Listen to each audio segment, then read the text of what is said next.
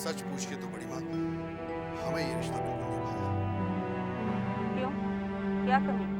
हमने सब पता कर लिया है। हाबुल दत्त एक कोयले का व्यवसायी है। महज पिछले 2 पुश्तों से उसकी तरक्की हुई। उसके घर में अभी तक दुर्गा पूजा की धूम तक नहीं होती। और तो और अपने घर में वो बाहरी कमरों में किराएदार रखे हुए हैं। मुझे तो डर है कि अगर हमारा रिश्ता उसके साथ हो गया तो हमारी जिम्मेदारी को लेकर लोगों में बातें भी शुरू हो जाएं। मुझे लोगों की परवाह नहीं है मजनू। मुझे तो बस लड़की पसंद है। बड़ी माँ, एक बार फिर से सोच विचार कर लीजिए, क्योंकि हाबुल दत्त जिस तरह का आदमी है, कहीं ऐसा ना हो कि हमारे नन्हे को अपनी मुट्ठी में न कर ले। हमारे नन्हे में जमींदारी खून है और मुझे अपने खून पर पूरा भरोसा है। ऐसा कभी नहीं होगा। ठीक है बड़ी माँ, जैसी आपकी आज्ञा।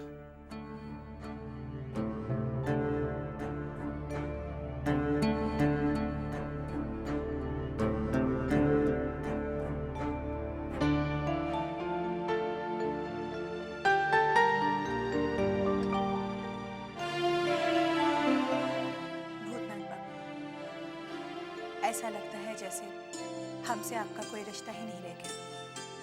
बिना चिट्ठी डाले तो आप आते ही नहीं हैं। पिताजी की तबीयत भी ठीक नहीं रहती। दिन ब दिन वो अजीब अजीब बातें करने लगे हैं। हमेशा आपको याद करते हैं। उस दिन आप बिना मिले चले गए थे। उन्हें आपसे कुछ जरूरी काम था। उसे लेकर वो बहुत चिंतित है। चिट्ठी मिलते ही तुरंत चले आइए। जब आप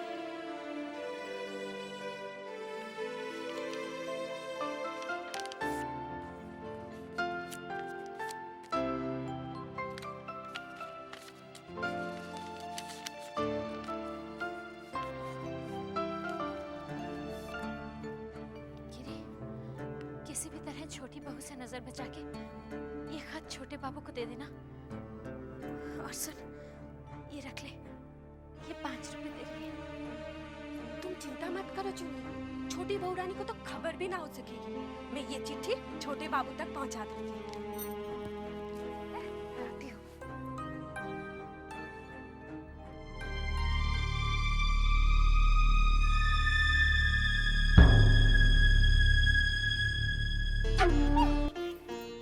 कहाँ थी तू? मैं कितने दिन से तेरा इंतजार कर रहा हूँ। अरे यहाँ कहाँ छुप के जा रही थी? नन्हे बाबू, आज मेरी तबीयत ठीक नहीं है। मैं कल आ जाऊंगी। तबीयत ठीक नहीं है? ठीक तो लग रही है। कोई शराब का मजा खराब मत करा।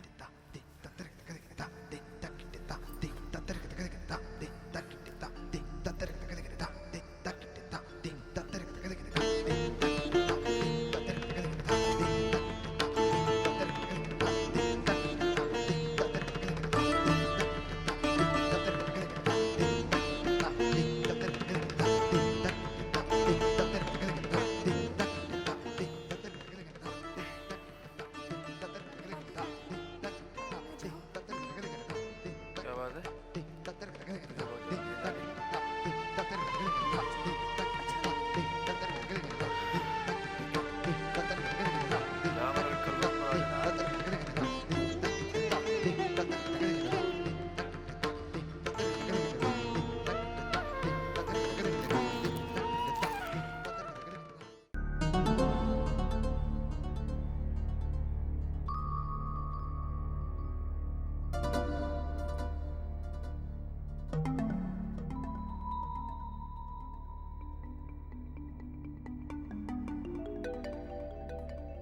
छोटे बाबू,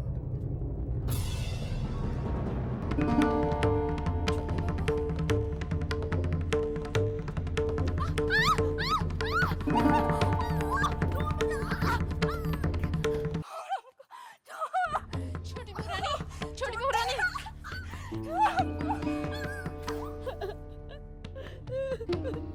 ये क्यों शोर मचा रही हो? छोटे बाबू सो रहे हैं। ये उधर खिड़की से छोटे बाबू को आवाज दे रही थी। छोटी बहू, वो मैं ये क्या छुपा रही है? क्या छुपा रही है? नहीं, कुछ नहीं छोटी बहू, कुछ नहीं।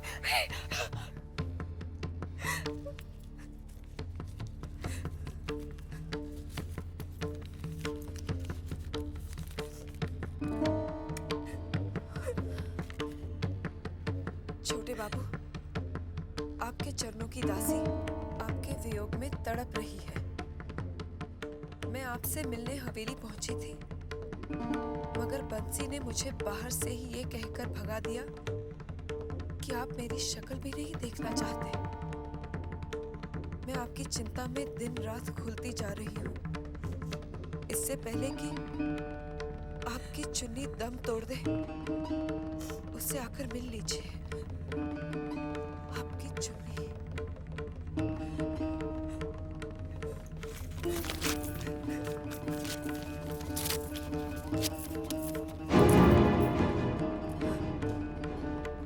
तेरी ये सब करने की हिम्मत कैसे हुई? तू इस हवेली की वफादार है कि उस चुन्नी की? कर दो छोटी बहू रानी, तो ऐसी हरकत कभी नहीं होगी छोटी बहू रानी।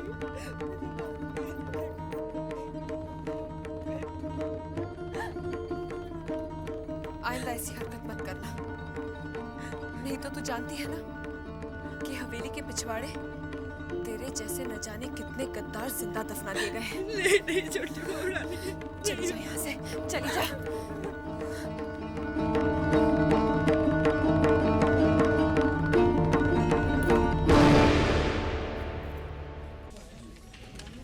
भाई साहब, नमस्ते भाई साहब। नमस्ते नमस्ते। आपने मुझे पहचाना? आपको कैसे भूल सकता हूँ? जब मैं कलकत्ता पहली बार आया था, आप भी तो थे जिन्होंने मुझे सही रास्ता दिखाया। वैसे मैं एक दो बार आपकी दुकान पर आया था जलेबी खाने। ये नहीं, जलेबी का कारोबार तो मैंने उठा लिया। मुनाफे का सारा शक्कर तो चिट ही चाट जाती थी। करीब में सिर का एक एक बाल बिकने को आ गया था। बहुत बुरा हुआ। अभी आप क्या कर रहे हैं? तूने तो लोगों का ब्याह करवाया।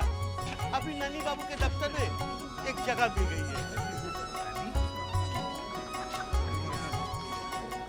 बंद की बात तो नहीं कर रहे? वही के दफ्तर में करीब 300 आदमी काम करते हैं। अभी और सारे लोग लेने बाकी हैं। आप जानते हैं उन्हें?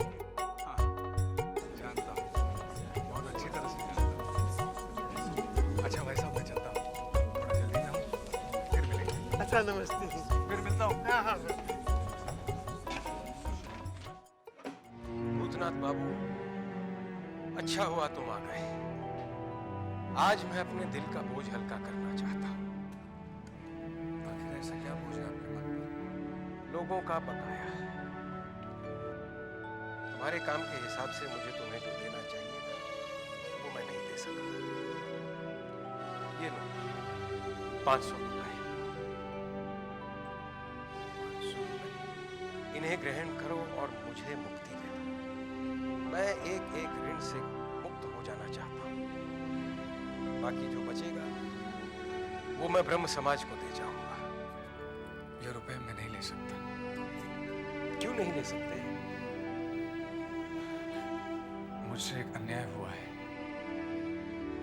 भूतनाथ बाबू, तुमसे कभी कोई अन्याय हो ही नहीं सकता। जबा जानती है मुझसे क्या अन्याय हुआ है। जबा?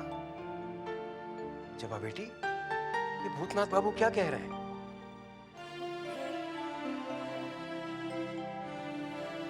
नमस्ते। आओ सुपवित्र, आओ। भूतनाथ, इनसे तो तुम मिल चुके हो ना? जी हाँ, मिल चुका हूँ। इन्हीं से जबा का विवाह हो रहा है। जी मैं चलता हूँ। अरे, कहाँ चल दिए? थोड़ा काम है, बाद में आके मिलूंगा। नमस्ते। अच्छा, नमस्ते।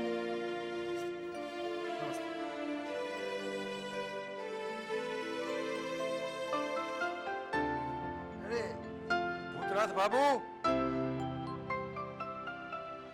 भूतनाथ बाबू, क्या है रतन? आपको दीदी बुला रही हैं।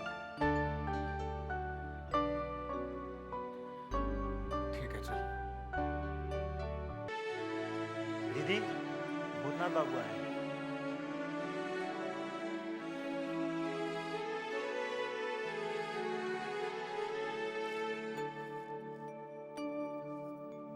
तुम ये भूल गए थे। नहीं, मैं भूला नहीं। तो इसे इस तरह छोड़ जाने का मतलब? आप रख लीजिए। तुम मुझे दान देकर जा रहे हो। मेरी इतनी हैसियत कहाँ कि मैं आपको दान दे सकूं। ये रुपए मैंने आपको दहेज में दिए। दहेज? मैं तुमसे दहेज क्यों लूं? तुम्हारा और मेरा संबंधी क्या है?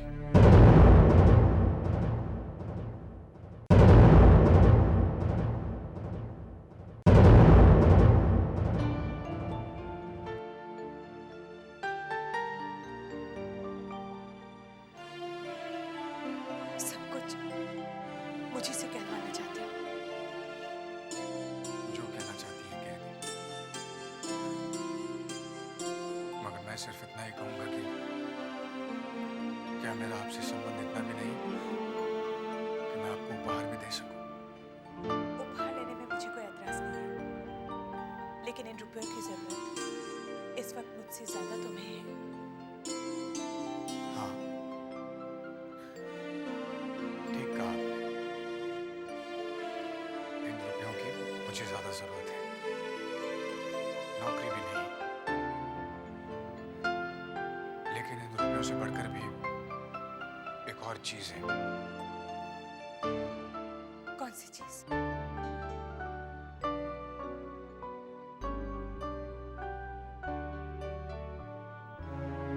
बोलो भूतनाथ, कौन सी चीज है वो? बताने में कोई एतराज है? नहीं, फिर कभी बताऊंगा। शायद फिर बताने का मौका नहीं है। मैं मौका निकाल लूंगा।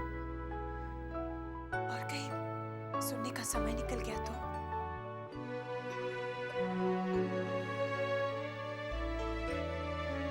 सुपवित्र बाबू आपका इंतजार कर रहे होंगे। बड़ी ईर्ष्या होती है ना उनसे। भला मुझे क्यों ईर्ष्या होने लगी? बात को घुमाओ मत। उस दिन तुमने मेरा हाथ पकड़कर खींचा था, मैं वो सह नहीं सकी थी। लेकिन आज मैं वो सब सुनना चाहती हूँ जो तुम मुझसे कहना चाहते थे।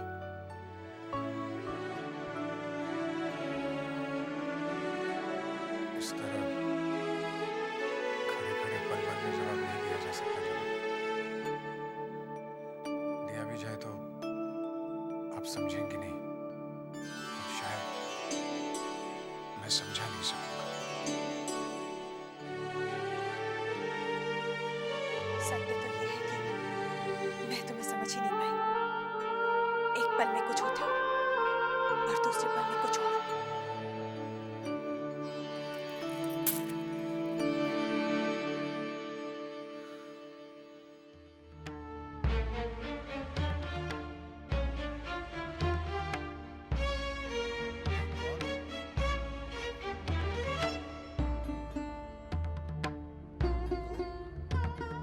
कहाँ गई थी?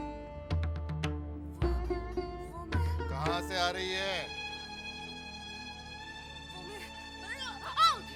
सच सच बता वरना टेटुआ दबा दूंगा। बोल कहाँ से आ रही है? नन्हे बाबू के पास से।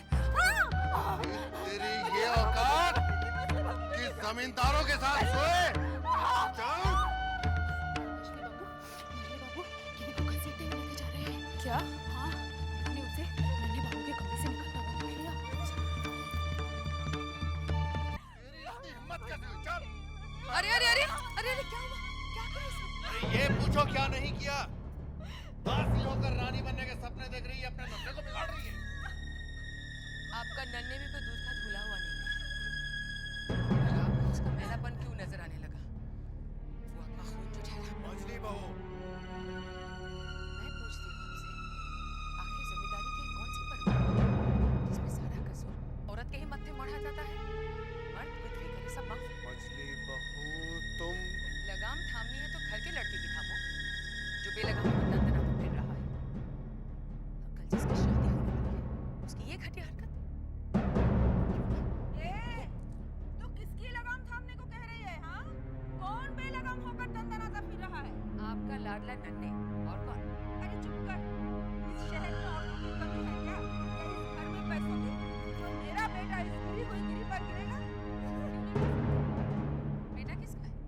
देख मछली, बड़े बाबू तक पहुंचेगी तो ठीक नहीं होगा। हाँ, अरे उन्होंने तो एक एक रात में 1-1 लाख रुपया फूका है। तेरे बाप ने कभी ऐसा फूका है? और तेरा बाप तो क्या, तेरी 7 पुश्तों में किसी ने नहीं फूका होगा। बहुत हो गया बड़ी दीदी। मैं आपकी इज्जत करती हूँ तो इसका मतलब ये नहीं कि आप मेरे खानदान तक पहुंच जाए। मैं खोलने पर आ गई ना तो सब कुछ खोल के रख दूँ। जबान को लगाम दो मछली बहू।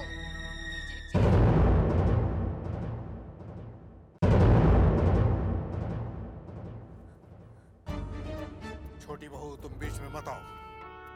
माफी चाहती हूँ जेठ जी।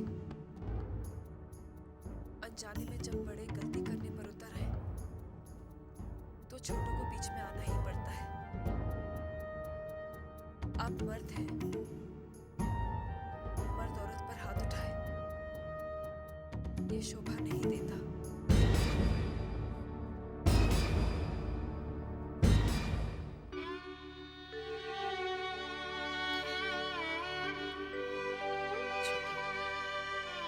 मैं हमेशा तुझे छोटी ही समझती आ रही थी, लेकिन आज तो मुझे बचाकर बहुत बड़ी हो गई। नहीं दीदी, आपकी नजरों में मैं छोटी थी और छोटी ही रहूंगी। मैंने हमेशा आपको अपनी दीदी ही माना है। समझ न सकी, मुझे माफ कर दे।